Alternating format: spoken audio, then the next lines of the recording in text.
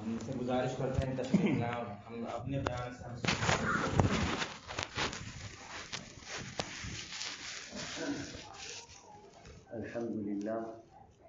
الحمد للہ وکفا وسلام علی عباده الذین اصطفى اما بعد قال اللہ تبارک وتعالی فی القرآن المجید والفرقان الحمید اعوذ باللہ من الشیطان الرجیم بسم اللہ الرحمن الرحیم سبحان الذی اسری بعبده لیلا من المسجد الحرام الى المسجد الاقصى الذی بارکنا حوله لنریہ من آیاتنا انہ هو السمیع البصیر صدق اللہ العظیم. وقال في موضع آخر ثم دنا فتدلى فكان قاب قوسين أو أدنى. اللهم صل على سيدنا ومولانا محمد وعلى آل سيدنا محمد وبارك وسلم. اللهم صل على سيدنا ومولانا محمد وعلى آل سيدنا محمد وبارك وسلم. اللهم صل على سيدنا ومولانا محمد وعلى آل سيدنا محمد وبارك وسلم. رب اشرح لي صدری ویسر لي امری واحلل عقدۃ من لسانی یفقہوا قولی. میرے محترم بزرگوں اور دوستوں، بہت ہی محبت کے مستحق دینی بھائیوں، مجھے جس عنوان پر لب کشائی کرنے کا حکم دیا گیا ہے وہ ہے واقعہ معراج. واقعہ معراج کے لیے خود اتنا وقت چاہیے ہے کہ آدھا گھنٹہ یا پون گھنٹہ یا 1 گھنٹہ اس کے لیے ناکافی ہے. تاہم میں واقعہ معراج کی خاص جھلکیاں آپ حضرات کی نظر کروں گا. پھر واقعہ معراج میں کیا تحفے ملے یہ ایک الگ موضوع ہے. واقعہ معراج کی حکمتیں کیا ہیں یہ ایک الگ موضوع ہے. میں صرف اور صرف آپ حضرات کے سامنے واقعہ معراج کو قدر تفصیل سے عرض کرنے کی کوشش کروں گا. اللہ سے دعا ہے اللہ تعالیٰ مجھے صحیح کہنے اور ہم سب کو اس پر عمل کرنے کی توفیق عطا فرمائے. نہ جب تک کٹ مروں میں خواجہ یثرب کی عزت پر، نہ جب تک کٹ مروں میں خواجہ یثرب کی عزت پر، خدا شاہد ہے کامل میرا ایمان ہو نہیں سکتا. نماز اچھی ہے، حج اچھا ہے، زکوٰۃ اچھی ہے، صوم اچھا، مگر میں باوجود اس کے مسلمان ہو نہیں سکتا. سبق ملا ہے یہ معراج مصطفیٰ سے مجھے، علامہ اقبال فرماتے ہیں سبق ملا ہے یہ معراج مصطفیٰ سے مجھے کہ عالم بشریت کی زد میں ہے گردوں. محترم احباب، واقعہ معراج آپ حضرات بڑے ہمارے اساتذہ گرامی موجود ہیں، ان کی زبان سے بھی اور بڑے مقررین اور واعظین حضرات کی زبان سے سنتے رہتے ہوں گے، دیکھتے رہتے ہوں گے. اب تو موبائل کا دورہ ہے، لیکن مجھے خیال ہوتا ہے اور میں یہ سوچتا ہوں کہ واقعہ معراج کو اس انداز سے آپ کے سامنے پیش کیا جائے جو ایک عشقیہ انداز ہو، جسے سن کر مجھے بھی اور آپ کے قلوب میں بھی عشق کا دریا بہے. اما آمینہ رضی اللہ عنہا آپ علیہ الصلاۃ والسلام کو گود میں لی ہوئی ہیں. آپ علیہ الصلاۃ والسلام کی ولادت ہوئی ہے. یاد رکھیے آپ علیہ الصلاۃ والسلام کے یوں تو بہت سارے معجزے ہیں، لیکن سب سے بڑے معجزے 2 ہیں. ایک تو آپ کی ولادت، دوسری معراج. مفسرین کرام لکھتے ہیں تو اما آمینہ رضی اللہ عنہا پہلے دیکھ کر مسکرائیں کہ کتنا حسین بچہ ہے جو میں نے آج تک نہیں دیکھا، اور پھر مسکرانے کے بعد ایک غم کا بادل سا آ کر چہرے پر چھا گیا اور غم کرنے لگی. میں اپنے بزم تخیل میں کہتا ہوں کہ اما آمنہ رضی اللہ عنہا افسردہ ہو گئیں اور وہ یہ سوچنے لگی کاش کہ آج عبداللہ زندہ ہوتے، کاش کہ آج عبداللہ زندہ ہوتے، میرے بیٹے کے لیے، اس پیارے کے لیے اور اس حسن و جمال کے پیکر کے لیے کھلونے لے کر آتے. اللہ رب العزت عرشوں سے آواز دیتے ہیں، عرش سے آواز دیتے ہیں آمنہ تو اپنی نظر سے دیکھتی ہے، تو اپنی نسبت سے دیکھتی ہے، ایک تیری نسبت ہے ایک میری نسبت ہے. الم یجد کا یتیما، تو یہاں تک سمجھتی ہے، تو اس کو یتیم سمجھتی ہے، فآوا، میں نے اس کو اپنا محبوب بنایا، میں نے اس کو ٹھکانہ دیا، میں نے اس کو اپنا قرب عطا فرمایا۔ الم یجد کا یتیمن فآوا، آمنہ عبداللہ زندہ ہوتے، عبداللہ اگر زندہ ہوتے تو اس کے لیے کھلونے لے کر آتے مٹی کے، اس کے لیے کھلونے لے کر آتے لوہے کے، اس کے لیے کھلونے لے کر آتے کسی اور دھات کے، کھلونے لے کر آتے۔ آمنہ اس کو کھیلنے کے قابل تو ہونے دے، میں انگلی کے اشارے سے چاند کو کھلونا بنا دوں گا۔ اما آمنہ افسردہ ہیں، کہہ رہی ہیں کہ کاش کہ عبداللہ زندہ ہوتے، عبداللہ زندہ ہوتے، سیر کے لیے لے کر جاتے۔ اللہ رب العزت فرما رہے ہیں، اللہ رب العزت فرما رہے ہیں کہ آمنہ ایک تیری نسبت ہے اس کے ساتھ، تو سوچ رہی ہے یہ یتیم ہے، میں نے اس کو اپنا حبیب بنایا ہے، فآوا، میں نے اس کو اپنا حبیب بنایا ہے۔ اللہ رب العزت فرما رہے ہیں آمنہ اگر عبداللہ زندہ ہوتے تو اس کو کسی ان کو کسی مکی کی وادی میں لے کر جاتے، ٹہلانے کے لیے، گھمانے کے لیے، کہیں دور دراز علاقے میں کسی بستی میں لے کر جاتے، زیادہ سے زیادہ ٹہلانے کے لیے، ان کا دل بہلانے کے لیے، ان کو کھلانے کے لیے، ان کو سیر و تفریح کے لیے، کہیں تھوڑی بہت دور گھمانے لے کر جاتے، کہیں طائف لے کر چلے جاتے، کہیں تجارت کے لیے شام جا رہے ہوتے وہاں لے کر چلے جاتے۔ اگر عبداللہ زندہ ہوتے تو ان کو یہاں لے کر جاتے۔ آمنہ تو اس کو سیر کے قابل تو ہونے دے، جب یہ سیر کے قابل ہو جائے گا تو میں اس کی انگلی پکڑ کر ساتوں آسمان اور عرشوں کی سیر کرا دوں گا، سدرۃ المنتہا تک اس کو پہنچا دوں گا، اپنا قرب اسے عطا فرما دوں گا۔ چنانچہ آپ علیہ الصلوۃ والسلام، مختلف روایات ہیں، سب سے مضبوط روایت یہی ہے کہ ام ہانی رضی اللہ عنہا اپنی چچیری بہن کے ہاں بستر استراحت پر جلوہ افروز ہیں اور آرام فرما رہے ہیں۔ اللہ رب العزت جبریل علیہ السلام کو حکم دیتے ہیں کہ میرے محبوب کو سر عرش لے کر آ، جا جبریل میرے محبوب کو سر عرش لے کر آ۔ جبریل علیہ السلام آتے ہیں، دیکھتے ہیں دروازہ بند ہے، اللہ رب العزت سے مخاطب ہوتے ہیں، اے اللہ دروازہ تو بند ہے، کھٹکھٹاؤں؟ اللہ رب العزت فرماتے ہیں نہیں، کھٹکھٹاؤ نہیں، دروازہ مت کھٹکھٹاؤ، کیونکہ میرے نبی کو تکلیف ہوگی، میرے حبیب کو تکلیف ہوگی، وہ آئیں گے اور دروازہ کھولنا پڑے گا انہیں۔ چنانچہ اللہ رب العزت نے حکم دیا چھت سے سوراخ کر کے جاؤ، چھت سے سوراخ کر کے جاؤ۔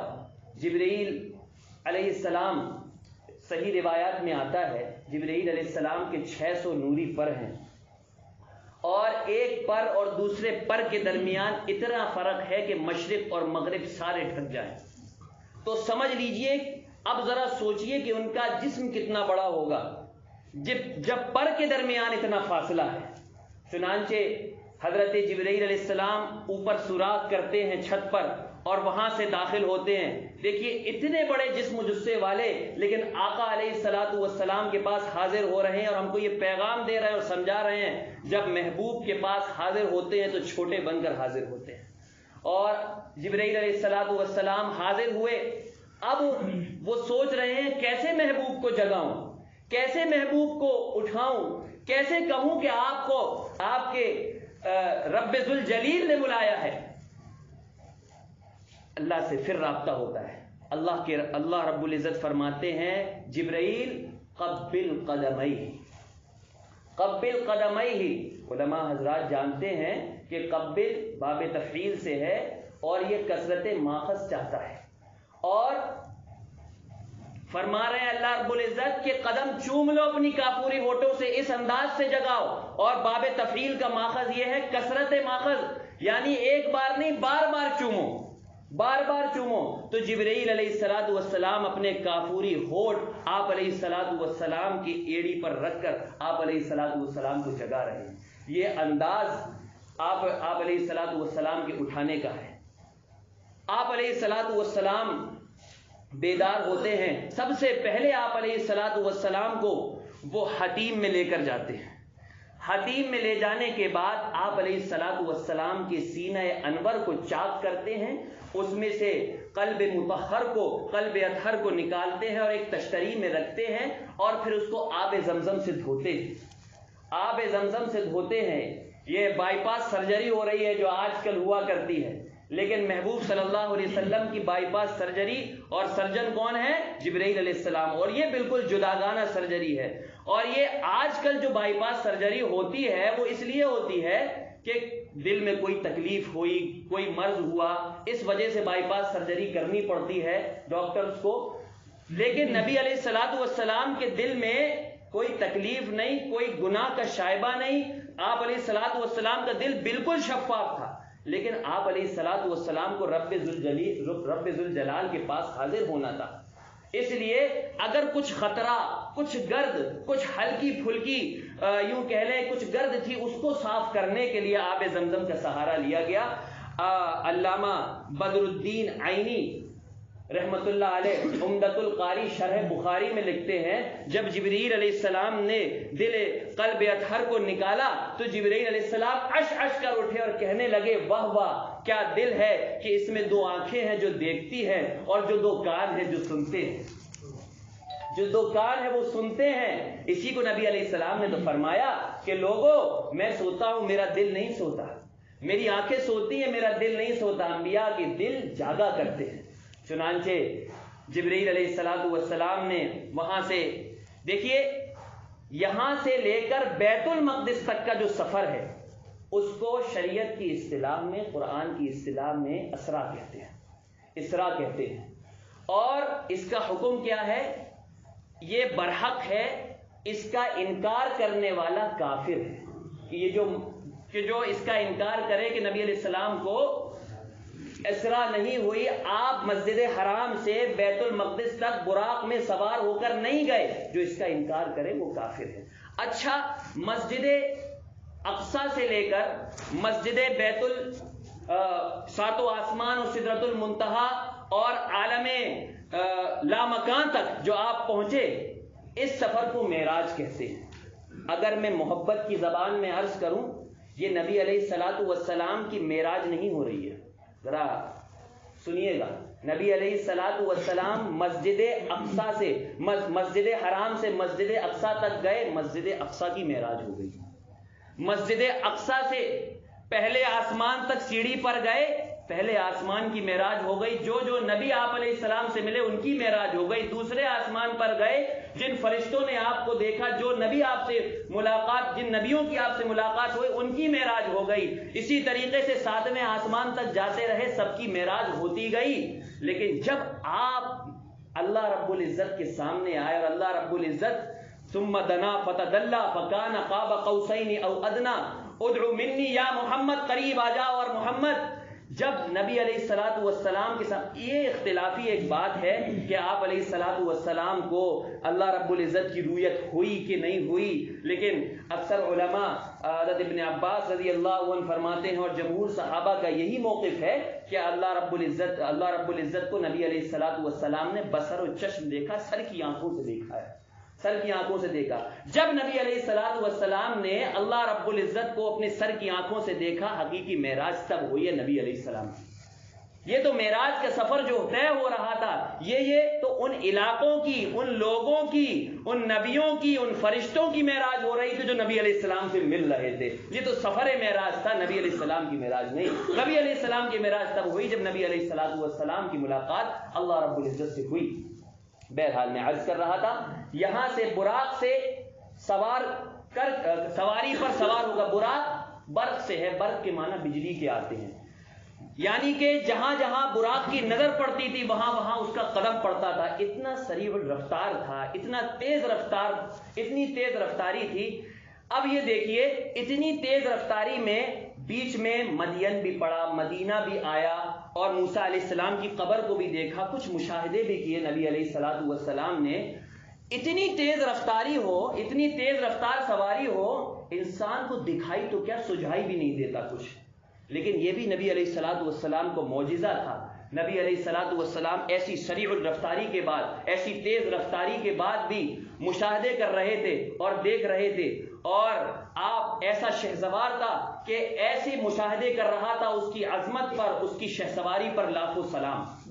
بہرحال آپ جو ہے مسجد اقصیٰ تک پہنچے، براق پر سوار ہو کر مسجد اقصیٰ پہنچے.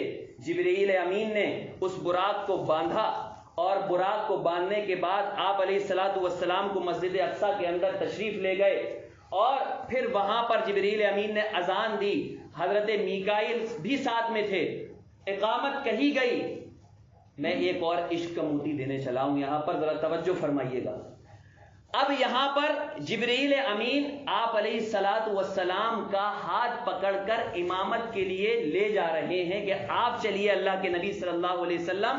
وہاں پر آدم صفی اللہ بھی موجود ہیں، وہاں نوح نجی اللہ بھی موجود ہیں، وہاں پر عیسیٰ روح اللہ بھی موجود ہیں، موسیٰ کلیم اللہ بھی موجود ہیں، اور ابراہیم خلیل اللہ، اسماعیل ذبیح اللہ بھی موجود ہیں۔ لیکن آپ علیہ الصلوۃ والسلام کا دست مبارک پکڑ کر جبریل امین مصلی تک لے جاتے ہیں۔ اب ذرا یہاں پر ایک استحبابی قاعدہ سماعت فرمائیے گا کہ فقہ کا ایک استحبابی قاعدہ یہ ہے کہ احق بالامامہ اعلمہم بالسنہ، کہ جو زیادہ بڑا عالم ہو وہ امامت کا زیادہ حقدار ہے۔ یہ استحبابی قاعدہ ہے، یاد رہے، یہ وجوبی قاعدہ نہیں ہے۔ یہی وجہ ہے کہ ہم جیسے لوگ امامت کر لیتے ہیں اور جو ہے بڑے بڑے لوگ مفتیان کرام اور بڑے بڑے اللہ والے ہمارے پیچھے نماز بھی پڑھ لیتے ہیں۔ یہ استحبابی قاعدہ ہے، کوئی وجوبی قاعدہ نہیں ہے۔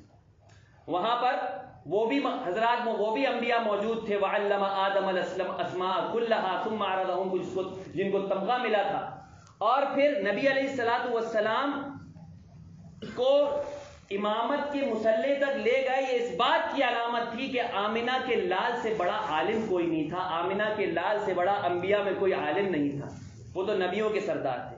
اچھا، وہاں پر دوسرا استحبابی قاعدہ یہ ہے فقہ کا، ثم اورعہم، کہ عالم بھی وہ ہو اس میں اگر یہ کوالٹی پائی جاتی ہو، بھئی عالم سب ہر طرح کے ہوتے ہیں، تو اس میں یہ کوالٹی پائی جاتی ہو کہ اس کے اندر تقوی ہو، طہارت زیادہ ہو، وہ زیادہ مستحق ہے امامت کا۔ ایسا عالم زیادہ مستحق ہے امامت کا۔ تو پھر وہاں پر ایسے انبیاء بھی موجود تھے جو مہینوں قیام میں کھڑے ہوتے تھے تو کھڑے ہوتے رہتے تھے اور خوب عبادت کیا کرتے تھے۔ اللہ کے نبی صلی اللہ علیہ وسلم سے زیادہ عبادت کرنے والے انبیاء بھی موجود تھے وہاں پر بظاہر، لیکن چنا گیا تو کسے؟ حتی تتورم قدمہ، جو نماز جب پڑھتا تھا تو اس کے قدم مبارک ورم آ جایا کرتا تھا، اور امی عائشہ رضی اللہ عنہا بار بار دیکھا کرتی تھی کہ میرے محبوب کی کہیں روح تو پرواز نہیں کر گئی، اتنی دیر سجدے میں آپ علیہ الصلوۃ والسلام ہیں۔ تو امامت کے لیے چنا گیا تو آپ علیہ الصلوۃ والسلام کو پتہ چلا سب سے بڑے انبیاء میں متقی اور سب سے بڑے عالم آپ علیہ الصلوۃ والسلام ہیں۔ دیکھیے، میں نبیوں کا کمپیریزن نہیں کر رہا بلکہ میں کچھ سبق لے رہا ہوں، تلک الرسل فضلنا بعضهم علی بعض سے، کچھ رمق لے کر آپ حضرات کو جو ہے یہ بات عرض کر رہا ہوں۔ اچھا، پھر استحبابی درجہ کیا ہے؟ ثم اورعہم کے بعد ہے ثم اقرؤہم۔ وہاں پر داؤد علیہ السلام بھی موجود تھے۔ لہن داؤدی بڑی مشہور ہے اور بڑی معروف ہے کہ جب آپ داؤد علیہ السلام جب قرآن پڑھا کرتے تھے تو چرند و پرند رک جایا کرتے تھے اور اللہ رب العزت کی مخلوق ساکت ہو کر ان کو سنا کرتی تھی۔ حضرت داؤد علیہ السلام وہاں موجود ہیں، لیکن امامت کے لیے چنا جا رہا ہے تو آمنہ کے لال کو پتہ چلا، آپ کی قرات ایسی تھی۔ حضرت ابو موسیٰ اشعری رضی اللہ عنہ فرماتے ہیں کہ فجر کی نماز کا وقت ہے، سورہ والضحیٰ کی تلاوت ہے، نبی علیہ الصلوۃ والسلام نماز پڑھا رہے ہیں، آج تک اس کا نشہ ہی نہیں اترتا، آج تک اس کا نشہ ہی نہیں اترتا، یہ تلاوت تھی۔ تو یہ صفت بھی بدرجہ اتم نبی علیہ الصلوۃ والسلام میں موجود تھی۔ ثم اقرؤہ، آگے چلیے۔ اچھا، ایک استحبابی درجہ اور ہے، وہ یہ ہے ثم احسنہم وجہ۔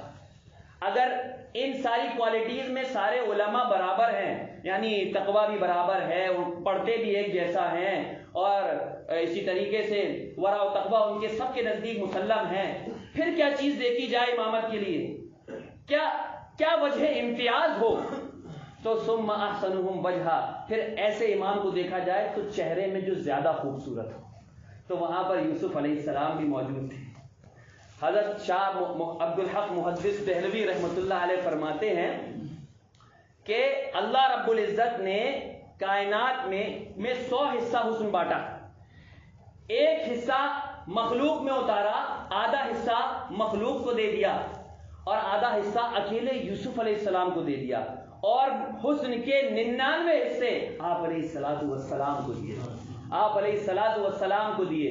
بہرکیف رخ مصطفیٰ ہے وہ آئینہ، رخ مصطفیٰ ہے وہ آئینہ کہ اب ایسا دوسرا آئینہ، علامہ اقبال فرما رہے ہیں، رخ مصطفیٰ ہے وہ آئینہ کہ اب ایسا دوسرا آئینہ نہ ہماری بزم خیال میں نہ دکان آئینہ ساز میں۔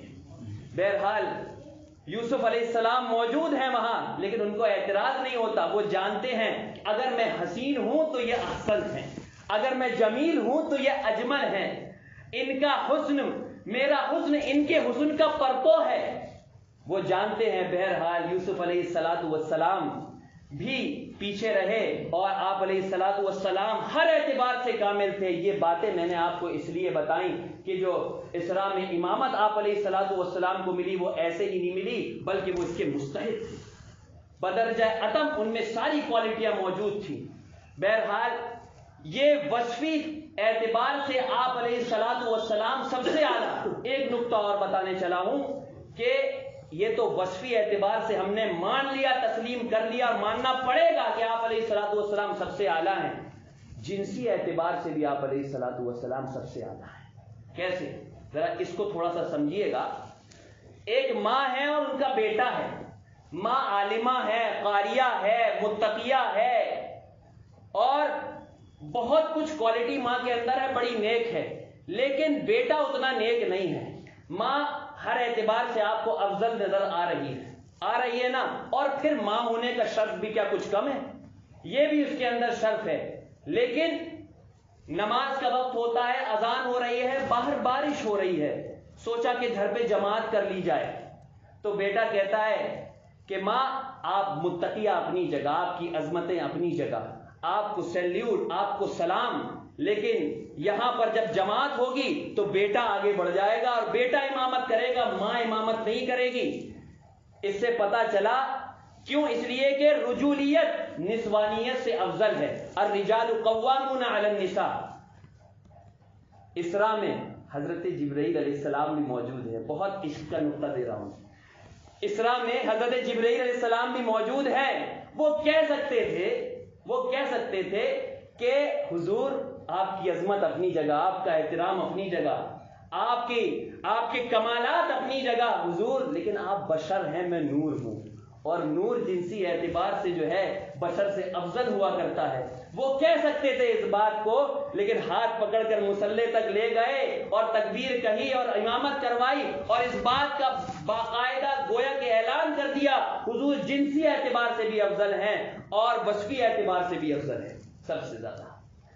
اور نبی علیہ السلام کا جو خمیر ہے، المہند علی المفند میں یہ عقیدہ بھی لکھا ہے، حضرت مولانا الیاس گھومن صاحب لکھتے ہیں کہ وہ ہمارا اور آپ کا خمیر اور مٹی تو عام مٹی میں بنائے گئے ہیں ہم لوگ، لیکن نبی علیہ السلام کا جو خمیر ہے وہ جنت کی مٹی سے بنایا گیا ہے۔ اس لیے نبی علیہ السلام افضل ہیں، اس لیے وہ امامت کے سب سے زیادہ حقدار تھے۔ بہرحال یہ دوسرا مرحلہ ہے۔ تیسرا مرحلہ شروع ہوتا ہے، وقت بہت کم رہ گیا، میں اپنی بات کو جلدی سمیٹتا ہوں۔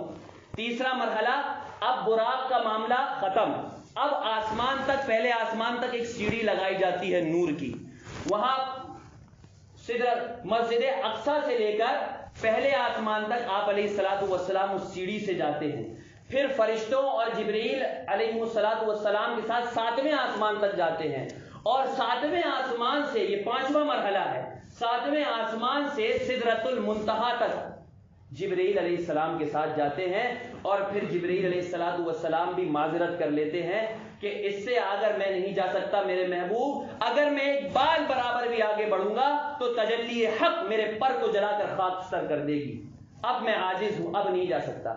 حضرت سید شاہ عطا اللہ شاہ بخاری رحمۃ اللہ علیہ فرمانے لگے اس واقعے کے پس منظر میں، اگر میں اپنے نانا کے ساتھ ہوتا، کیا آپ محبت بھرا لہجہ، میں اپنے نانا کے ساتھ ہوتا تو میں جبرائیل سے کہتا، جبرائیل تو آگے چل، جو میرے محبوب کے، جو میرے نانا کے ساتھ، جو میرے محبوب کے ساتھ چلتا ہے وہ جلتا نہیں ہے، وہ جلا پاتا ہے، وہ جلتا نہیں ہے، جلا پاتا ہے۔ ایک عشق کا نقطہ تھا بڑا، سید شاہ عطا اللہ شاہ بخاری رحمۃ اللہ علیہ نے فرمایا۔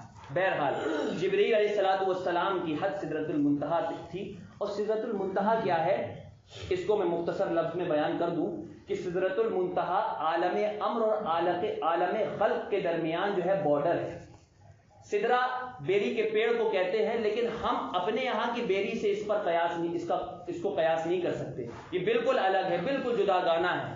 اور منتہا اس لیے کہتے ہیں جب یہاں سے کوئی عمل، کوئی حکم، کوئی چیز، کوئی عمل جاتا ہے تو وہاں رک جاتا ہے، اس کو اینالائسس کیا جاتا ہے. وہاں سے کچھ اللہ رب العزت کی جانب سے کچھ آرڈر آتا ہے تو وہاں رکتا ہے، فرشتوں کو دیا جاتا ہے. اس لیے عالم خلق اور عالم امر کے درمیان یہ بارڈر ہے، یہاں سے آگے کوئی نہیں جا سکتا. لیکن اب اس سے آگے نبی علیہ الصلوۃ والسلام کی ذات جاتی ہے. جہاں کوئی نہیں جاتا ہے وہاں نبی علیہ الصلوۃ والسلام کی ذات جاتی ہے. جبرائیل معذرت کر بیٹھے، اب کیسے جائیں؟ نبی علیہ الصلوۃ والسلام کے پاس اب ایک سواری اور بھیجی گئی. حدیث میں اس کا نام رفرف آتا ہے. سبز رنگ کی سواری تھی اور اس سواری میں نبی علیہ الصلوۃ والسلام بیٹھے، تشریف فرما ہوئے، اور اس سواری نے آپ کو عالم لا مکان تک پہنچا دیا، جہاں نور ہی نور تھا، جہاں کچھ نظر نہیں آ رہا تھا، بس صرف ایک آواز آ رہی تھی، ثم ادعو منی یا محمد، محمد اور قریب ہو جا، اور قریب ہو جا. اچھا ایک نقطہ اس میں اور بتاتا چلوں آپ کو. حضرت پاک رسول پاک صلی اللہ علیہ وسلم نے جب نیچے موسیٰ علیہ السلام کو دیکھا تو وہ نماز پڑھ رہے تھے. ٹھیک ہے، جب آپ بیت المقدس جا رہے تھے تو بیچ میں موسیٰ علیہ السلام نماز پڑھ رہے تھے، اور پھر آپ پہنچ گئے، موسیٰ علیہ السلام وہاں پر حاضر ملے. اب اس کا کیا مطلب نکالا جائے؟ یا تو موسیٰ علیہ السلام ادھر بھی تھے ادھر بھی تھے، یا پھر آپ سے پہلے آ گئے. اس کا مطلب یہ ہے، مفسرین اور محدثین لکھتے ہیں اس کا مطلب کہ موسیٰ علیہ السلام اپنی نبوت کی رفتار سے وہاں پہنچے، اور آپ علیہ الصلوۃ والسلام براق پر سوار تھے، نبوت کی رفتار سے نہیں پہنچے. نبوت کی رفتار بہت تیز ہوا کرتی ہے. اب دیکھیے، جو مسجد حرام سے بیت المقدس کا فاصلہ ہے، یہ فاصلہ اسٹیپ بائی اسٹیپ بڑھتا جا رہا ہے، اور مسجد اقصیٰ سے لے کر پہلے آسمان تک کا فاصلہ ہے وہ اور زیادہ ہے. پہلے آسمان سے دوسرے آسمان تک کا جو فاصلہ ہے وہ اور زیادہ ہے. یعنی جتنا فاصلہ یہاں طے ہوا ہے، اسٹیپ بائی اسٹیپ یہ فاصلہ بڑھتا جا رہا ہے، بڑھتا جا رہا ہے.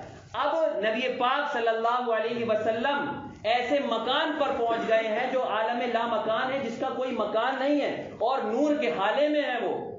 پھر آپ کو جو ہے پکارا جاتا ہے، ادعو منی یا محمد.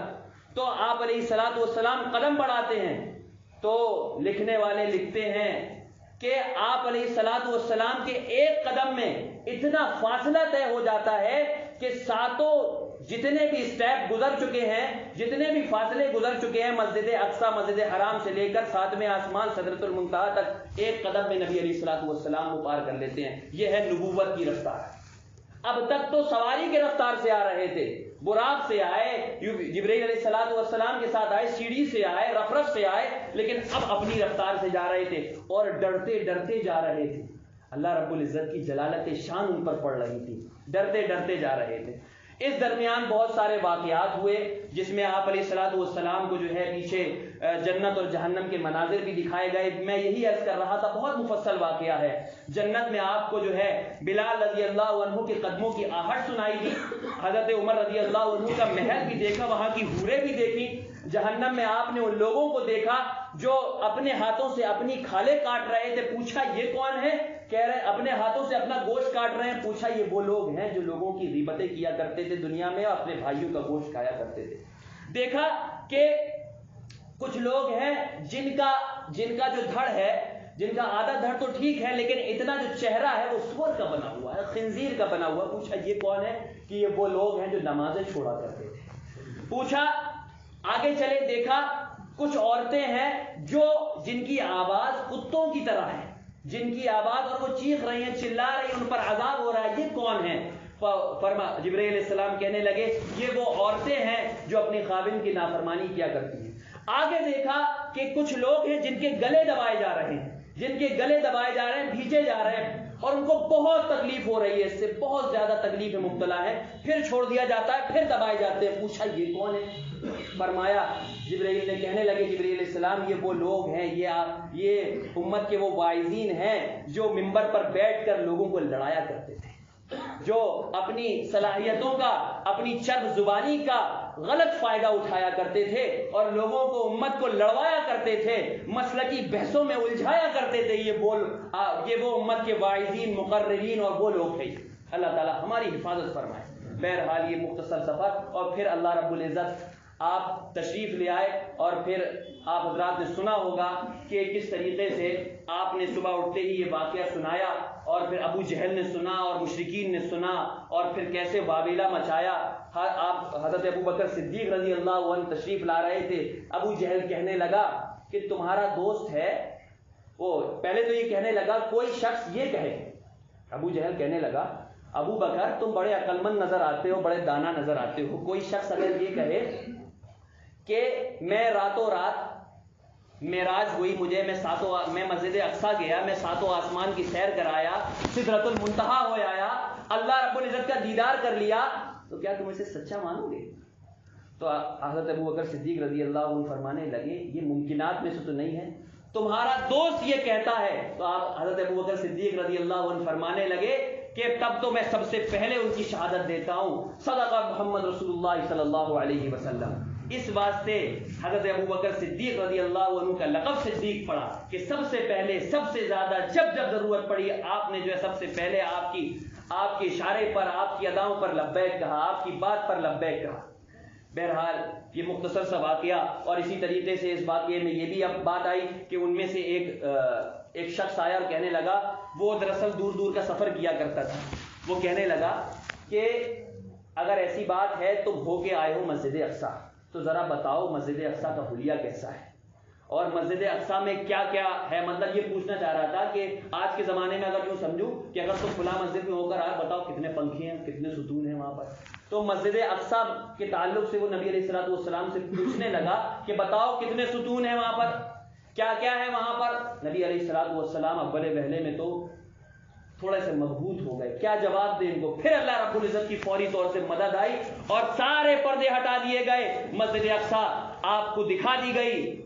حالانکہ آپ ہو آئے تھے لیکن کون اتنا دھیان دیتا ہے۔ مسجد اقصیٰ دکھا دی گئی اور آپ بتاتے جا رہے تھے، جیسا جیسا وہ پوچھتے جا رہا تھا وہ آپ علیہ الصلوۃ والسلام اس کو بتاتے جا رہے تھے کہ اتنے ستون ہیں، اتنی یہ چیزیں ہیں، اتنی دیواریں ہیں، آپ بتاتے جا رہے تھے۔ لیکن بہرحال جن کے مقدر میں ہدایت نہیں ہوتی ہے وہ ایسے ہی جو ہے پریشان کیا کرتے ہیں، اور جن کو عمل نہیں کرنا ہوتا ہے۔ آج بھی ایسے لوگ ہیں جو علماء سے طرح طرح کے مسائل پوچھتے رہتے ہیں، لیکن جب عمل نہیں کرنا ہوتا ہے بس امتحان لینے کے لیے کسی عالم سے یہ پوچھ لیا، کسی عالم سے کچھ پوچھ لیا، وہ حضرت تو یہ فرما رہے تھے، وہ حضرت تو یہ فرما رہے تھے۔ آج بھی ایسے لوگ موجود ہیں، بات نہیں ماننا ہوتی ہے لیکن بس امتحان لے رہے ہوتے، وہ بھی امتحان لے رہا تھا۔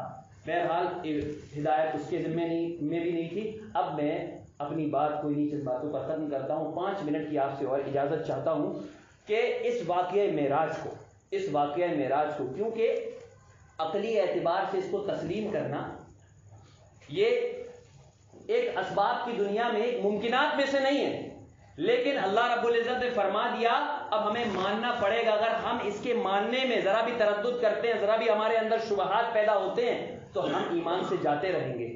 اب اس کو عقلی اعتبار سے سائنس کی روشنی میں 5 منٹ کے لیے میں اپنے برادر صغیر کو دعوت دیتا ہوں کہ وہ بتائیں کہ سائنس کی روشنی میں معراج کا واقعہ کیسے ممکن ہے اور کیوں کر ہو سکتا ہے۔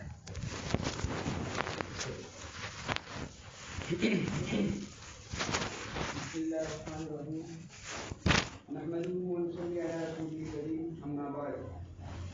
محترم حضرات،